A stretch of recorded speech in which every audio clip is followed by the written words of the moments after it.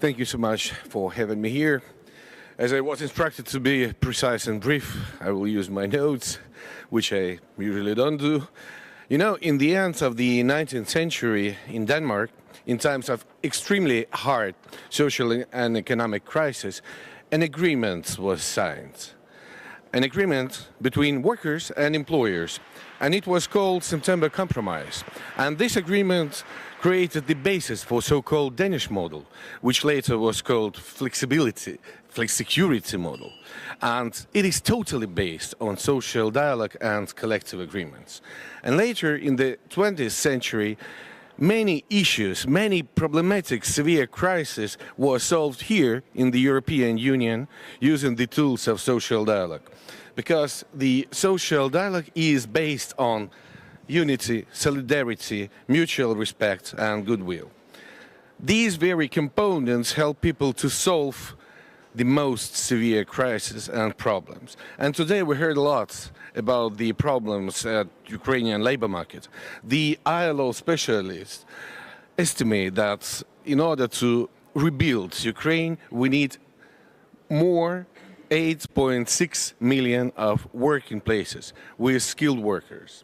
And this is actually our goal. And it means that we have to unite all the Ukrainians. We have to unite the Ukrainians who return from the army, talented youth, all the people who can work, women who can and want to work, people with disabilities and other special needs, and of course people under temporary protection here in the European Union. And for this we need both the European level of guarantees and rights and the European quality of working places. Plus, we have to find the answers to the needs of these categories of future workers, meaning wages, houses, security, accessibility, childcare, social protection, respect, and of course education and skills. And can the government solve these problems by alone? No, we believe not. Because here we need the unity of the whole nation. The political forces, the NGOs, business, worker representatives, employers, we need social dialogue. And we need not only national social dialogue, we need...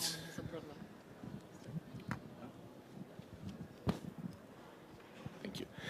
We need not only national social dialogue, we need trans-border, we need regional social dialogue. And that is why we congratulate our constructors on signing memorandum between the employers and the employees in construction sector, which was presented yesterday here in pre-event. That is why we trade unions promote our statement on the quality of future working places. That is why we call on support of our joint projects, like, for example, Waiting Home, inviting our co-citizens to return home and to participate in rebuilding process.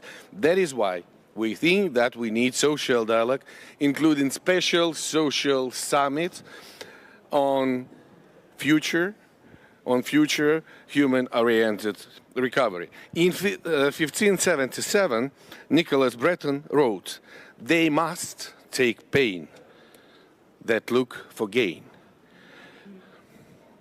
We're looking forward for a bright future for us and our kids. And for recent years, we have taken so much pain, we in Ukraine. But to transform our pain into our gain, we need unity, we need social dialogue, and we believe in our bright future. So please stand with Ukraine, stand with us, and together we will win. Slava Ukraini!